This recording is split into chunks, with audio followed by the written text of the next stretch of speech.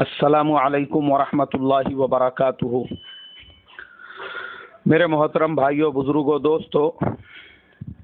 یہ ہمارا اصلاح معاشرہ کا 121واں سبق ہے۔ کل مجھے کسی عثمانی صاحب کا ایک آڈیو ملا۔ اگر ایک صاحب کی طرف سے ملتا تو شاید میں اس کا رپلائی نہیں دیتا، لیکن کئی لوگوں کی طرف سے یہ ملا، جس میں لوگوں میں ایک بے چینی ہے اس آڈیو کو لے کر، جس میں انہوں نے بڑی دیدہ دلیری کے ساتھ بغیر کسی تحقیق کے سب سے پہلے تو دعوت و تبلیغ کی مبارک محنت کے اوپر ایک بہتان عظیم لگایا، اور اس کے بعد ہمارے ایک اکابر، ہمارے ایک بزرگ حضرت مولانا سعید احمد صاحب پالن پوری دامت برکاتہم کی طرف ایک گھڑی ہوئی کتاب کو منسوب کیا، اور بڑے دیدہ دلیری کے ساتھ کہا کہ حضرت کی یہ کتاب ہے جو آج کل مارکیٹ میں بہت فارم پر ہے۔ میں نے سوچا ہوں عثمانی صاحب کے ذہن کو تھوڑا سا صاف کر دوں۔ جو انہوں نے علماء پہ بہتان لگائے، جو امامت کرنے والے علماء ہیں ان کو سیکریٹری اور مسجد کے صدر کا چاپلوس کہا، اور ان کو کہا کہ مسجدوں میں جھک مار رہے ہیں، میں ان سے پوچھتا ہوں کہ جو علماء، جو ائمہ مساجد میں امامت کر رہے ہیں، اللہ کے نبی صلی اللہ علیہ وسلم کے مصلی کو سنبھالے ہوئے ہیں، اللہ کے نبی صلی اللہ علیہ وسلم کی اور تمام انبیاء کی جو میراث ہے اس میراث کو ادا کر رہے ہیں اور اس میراث کو لیے ہوئے ہیں، تو کیا یہ جھک مارنا ہوا؟ ارے اگر آج یہ علماء، یہ ائمہ مساجد کی خدمت نہیں کریں گے تو نااہل آ کر مساجد پر مسلط ہوں گے، اور یہ عثمانی کے جیسے لوگ، جس میں اس نے کہا کہ وہ مدینے میں 3 سال رہ کر آیا ہے، تو میں تبھی سمجھ گیا کہ جس آدمی نے سعودی گورنمنٹ کے ٹکڑے کھایا ہوا ہے اس کے دل میں کہاں سے دعوت و تبلیغ کے محنت کی محبت آئے گی، اس آدمی کے دل میں کہاں سے ہندوستان کے علماء کی ہمدردی آئے گی، اس آدمی کے دل میں کہاں سے اس بات کا درد آئے گا کہ دعوت و تبلیغ کی محنت کتنے مجاہدے والی ہے۔ یہ درد تو ان لوگوں کو آئے گا جو ہندوستان میں رہ کر اس مبارک محنت میں لگ کر گاؤں گاؤں، دیہات دیہات، شہر شہر، گلی گلی، کوچا کوچا، جھوپڑ پٹیوں کے اندر جا جا کر امت مسلمہ کی فکر کر کے ایک ایک کے دروازے کو کھٹ کھٹا کر اللہ کے دین کو عام کرنے کی محنت کر رہے ہیں۔ درد تو ان کے دل میں آئے گا۔ جو لوگ عالی شان گھروں میں رہنے والے، بہترین سہولتیں جن کو میسر ہے، جن کے گھر پہ کسی قسم کی کوئی تکلیف نہیں ہے، شہزادوں کی طرح سے رہنے والے، جب اس محنت کے اندر نکلتے ہیں تو مسجدوں کی چٹائیوں پر سوتے ہیں۔ جن کے گھر کے باتھ روم 1-2 کروڑ روپیوں کے ہیں، ویسے لوگ بھی جب اس محنت کے اندر نکلتے ہیں تو مسجدوں کے اندر کھلے صحن میں ان کو نہانا پڑتا ہے، نل کے نیچے بیٹھ کر۔ کس کے لیے قربانیاں دے رہے ہیں؟ صرف اور صرف اللہ کے دین کو زندہ کرنے کے لیے۔ جو لوگ ایسی قربانیاں دیں گے ان کے دل میں اس مبارک محنت کا درد آئے گا۔ اب جس نے سعودی میں 3 سال رہ کر نکالے سعودی گورنمنٹ کے ٹکڑوں پر، اور جس نے البیک کا کنٹا کی چکن کھایا ہوا ہے، اس کو کہاں سے دعوت و تبلیغ کی محنت کا درد آئے گا؟ وہ تو بغیر کسی تحقیق کے اتنا بڑا بہتان۔ میں اس سے پوچھتا ہوں، اس نے شروع میں کہا کہ میں عالم دین ہوں، تو پہلے مجھے یہ بتا کہ عالم دین کا ڈیفینیشن کیا ہوتا ہے؟ تجھے کس نے عالم دین کی ڈگری دی اور سرٹیفکیٹ دیا؟ فرشتے آئے تھے تیرے پاس اللہ تعالیٰ کی طرف سے کہ تو ایک عالم دین ہے، بول کے دین کا عالم ہے؟ جو انسان اپنی زبان سے خود کو عالم کہے اس سے بڑا جاہل کوئی نہیں ہو سکتا ہے، اس لیے کہ عالم کی کوئی ڈگری، کوئی سرٹیفکیٹ نہیں ہوتا ہے۔ ہمارے مدرسوں میں بھی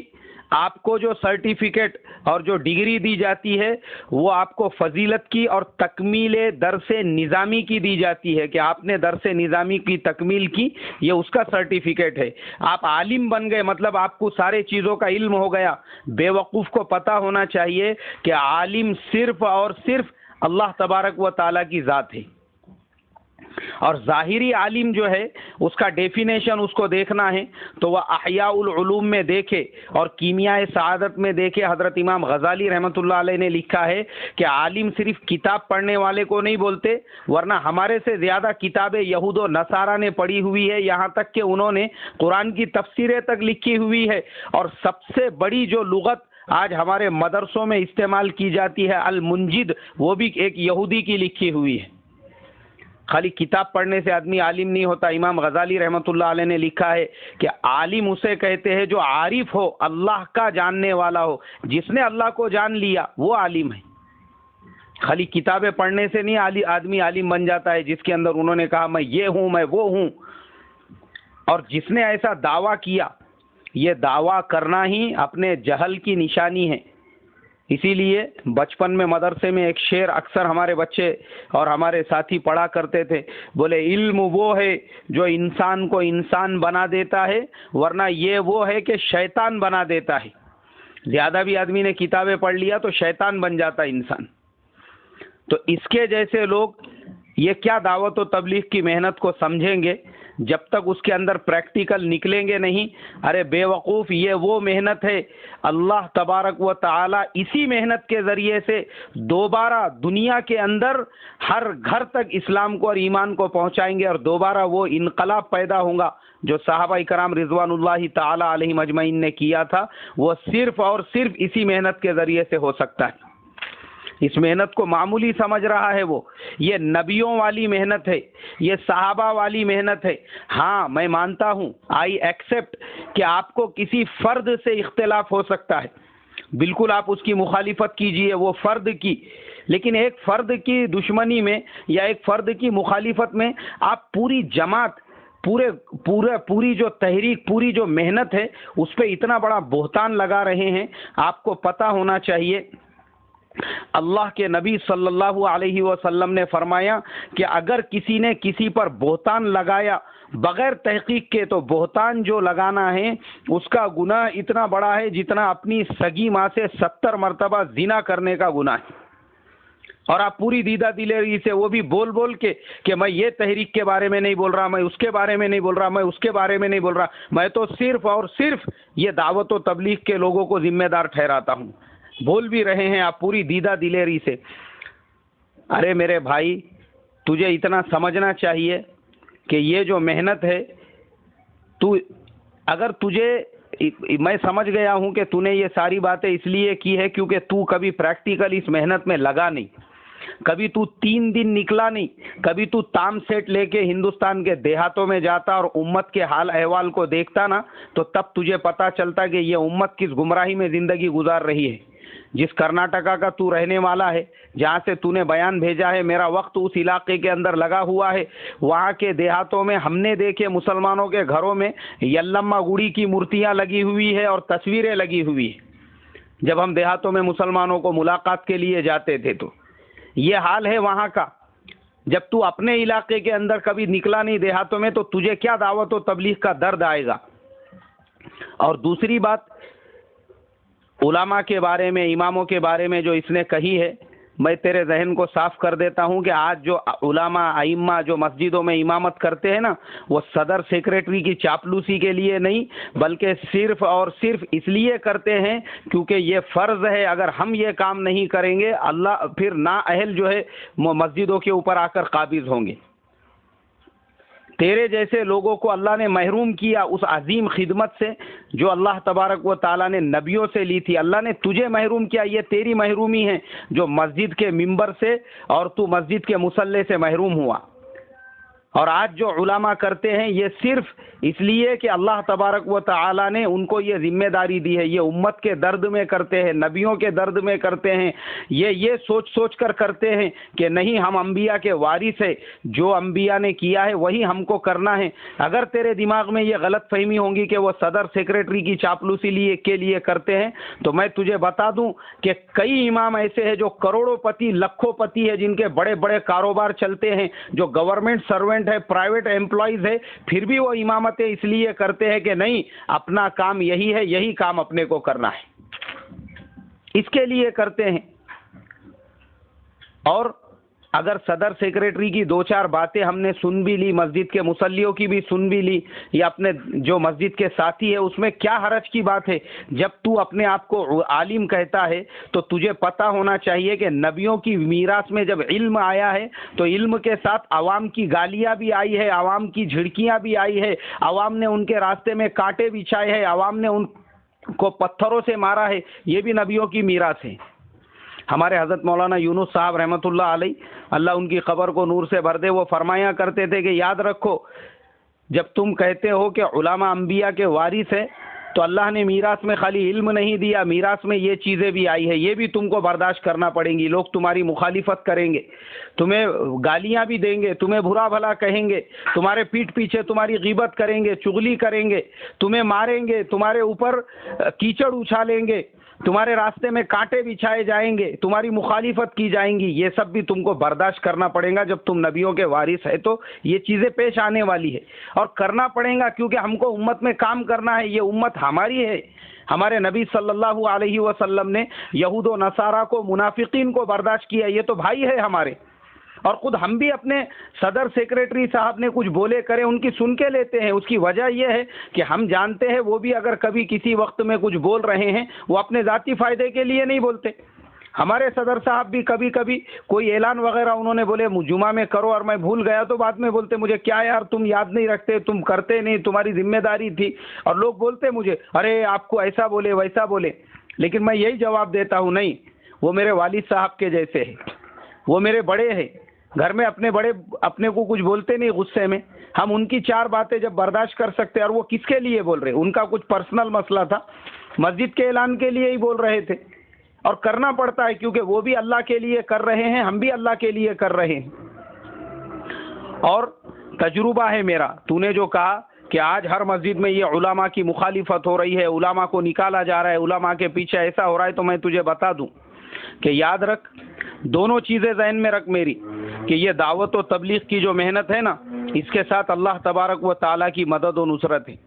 یہ کام ایسا کام ہے، اگر اس کام کو جو انسان، تو اس کی فکر مت کر کہ یہ کام لوگ ایسا کر رہے ویسا کر رہے، کون کیسا کر رہا، ان کو چھوڑ دے، یہ اللہ کا کام ہے، اللہ دیکھنے والا ہے۔ میں خالی جو تجھے بتا رہا ہوں کہ یہ کام ایسا کام ہے، اللہ کے فضل و کرم سے میں بچپن سے اس محنت میں لگا ہوں۔ میرا تجربہ ہے کہ جن لوگوں نے اس کام کو اپنے نفس کے لیے کیا،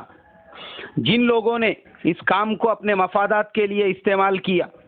اللہ تبارک و تعالیٰ نے ان کو دنیا میں پنپنے نہیں دیا، اللہ تبارک و تعالیٰ نے ان کو دنیا میں ٹکنے نہیں دیا، کیونکہ یہ اللہ کا کام ہے،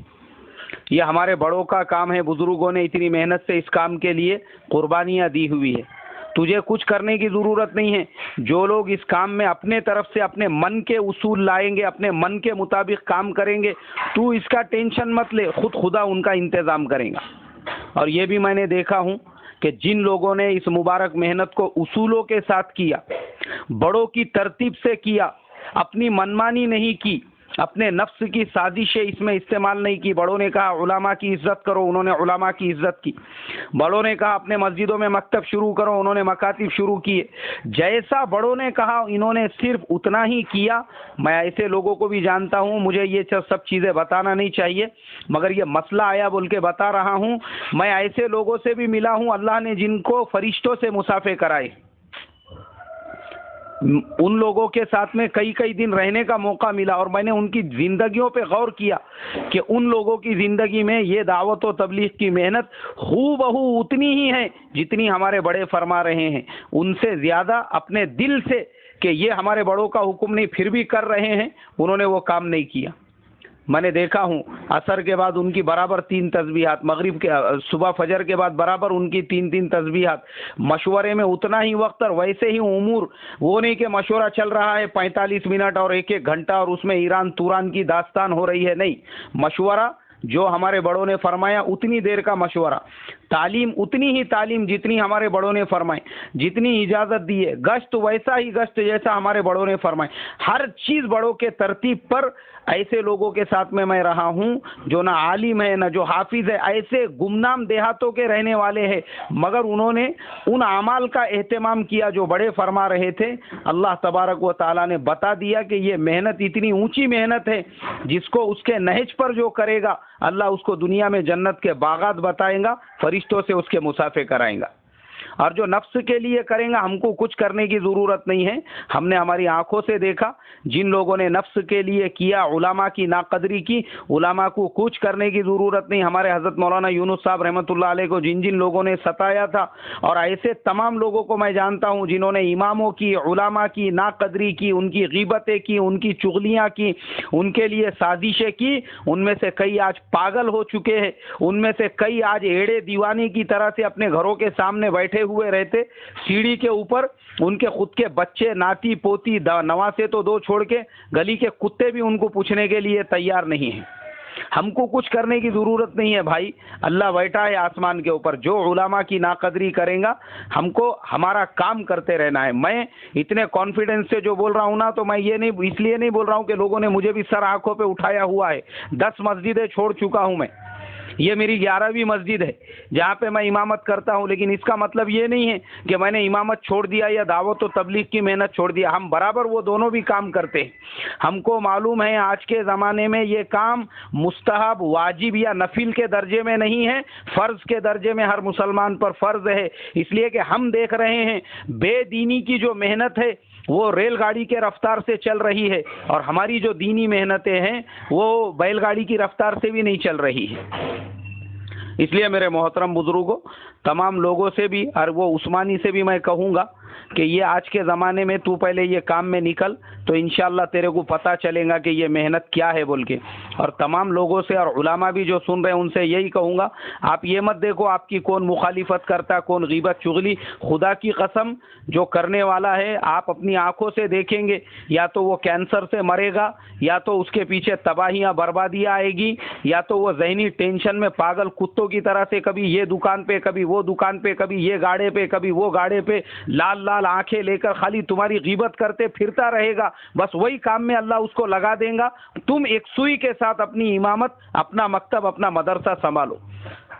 یہ فرض ہے ہمارے اوپر، اور دعوت کی محنت میں بالکل ہم کو لگنا ہے. لوگ کیا کر رہے ہیں ہم کو کچھ لینا دینا نہیں ہے. ہم اللہ کے لیے کریں گے، اس کے ثمرات ہم اپنی آنکھوں سے دیکھیں گے. اور جو عثمانی نے جو حضرت مولانا سعید صاحب پالن پوری دامت برکاتہم پر بھی اتنا بڑا بہتان لگایا کہ انہوں نے یہ کتاب لکھی ہے. میں نے دیکھا ان کے فرزند جو ہے ان کو باضابطہ ایک میسج ریلیز کر کے اس کا خلاصہ کرنا پڑا کہ بھائی میرے والد صاحب نے ایسی کوئی کتاب نہیں لکھی ہے، اور انہوں نے بیٹھے بیٹھے بہتان باندھ دیا ان کے اوپر بھی. اور پھر بولتے ہیں کہ میں یہ ہوں، اور میں نے اگر کسی نے اپنی ماں کا دودھ پیا ہے، ارے بابا سب لوگوں نے ماں کا ہی دودھ پیا ہے. لگتا ہے کہ تو نے بیل کا دودھ پیا ہے یا ہیلے کا دودھ پیا ہے، اس لیے تو اتنا لوگوں کو چیلنج کر رہا ہے کہ میں جو ہے میرے سے یہ کرو بول کے. ایسی اچھی باتیں نہیں ہیں. اگر آپ عالم ہیں آپ میں تواضع ہونا چاہیے، عاجزی ہونا چاہیے، انکساری ہونا چاہیے. آپ کا پورا آڈیو میں نے 3-4 مرتبہ سنا ہوں، ایک دم پوری جہالت والی باتیں اس کے اندر بھری ہوئی ہے. اس لیے میرے بھائی تیرے سے ریکویسٹ ہے، 2 کام میں سے ایک کام کر. یا تو ابھی اس وقت اپنی تھیلی اور بیگ لے کے اللہ کے راستے میں 4 مہینے کے لیے نکل جا، اور یا تو پھر کسی اللہ والے کی خانقاہ میں جا کر وہاں پر تھوڑا سا وقت گزار، ان سے بیعت کر کے. جب تک تو کسی اللہ والوں کی جوتیاں سیدھی نہیں کرے گا اس وقت تک اپنے نفس، کیونکہ یہ علم جو ہے نا یہ تکبر لاتا ہے انسان کے اندر. تو تیرے اندر وہ اکڑ جو ہے نا، تو سعودی میں 3 سال رہ کر آ گیا سعودی گورنمنٹ کی روٹی کھا کے، تو ان کی بولی بول رہا ہے، تجھے یہاں کی بولی. اور تو نے جو کہا کہ میں اس لیے انڈیا سے چلا گیا، ہمارے بزرگوں نے اس لیے انڈیا نہیں چھوڑا کہ ہم اگر انڈیا سے چلے گئے تو یہاں دین کی محنت کون کرے گا؟ یہاں پہ کون اللہ کے جو ہمارے ہندوستان کے جو بیچارے ہمارے بھائی ہیں، دین سے محروم ہیں، علم سے محروم ہیں، ان پہ کون محنت کرے گا اگر تیرے جیسے سب مدینے کو چلے جائیں گے چھوڑ کے، یا سعودی چلے جائیں گے تو اس کے لیے تو ہندوستان میں ہے ابھی، تو تجھے ہندوستان میں رہنا ہے نا. یہ درد بہت ضروری ہے. اگر تو یہ سوچیں گا کہ تیرے کو لوگوں نے سر پہ بٹھانا اور تیرے کو کھاندے پہ اٹھا کے پھرنا، یہ یہاں پہ پاسبل نہیں ہے میرے بھائی. یہاں تیرے کو گلی کوچوں میں نکل کے امت کا درد لے کے محنت کرنا پڑے گی، جیسے ہمارے بڑوں نے، ہمارے بزرگوں نے، ہمارے اکابرین نے کیا ہے. تو نفس کی اصلاح پہلے ضروری ہے. تو تھوڑا تیرے اندر تواضع، عاجزی، انکساری آئے گی. اور یہ جملے بولنا بند کریے کہ علماء مسجدوں میں جھک مار رہے ہیں اور یہ کر رہے ہیں، صدر سیکریٹری کی چاپلوسی کر رہے ہیں. کوئی نہیں کر رہا ہے بھائی، جو کوئی بھی کر رہا ہے وہ صرف اور صرف اللہ کی رضا اور اس کی خوشی کے لیے کر رہے ہیں. اللہ مجھے آپ کو عمل کی توفیق عطا فرمائے، علماء کے قدردانی کی توفیق عطا فرمائے، دعوت و تبلیغ کی محنت کی محبت عطا فرمائے، اور مرتے مرتے کرنے کی اور کرتے کرتے مرنے کی ہم تمام کو توفیق عطا فرمائیں. السلام علیکم ورحمۃ اللہ وبرکاتہ.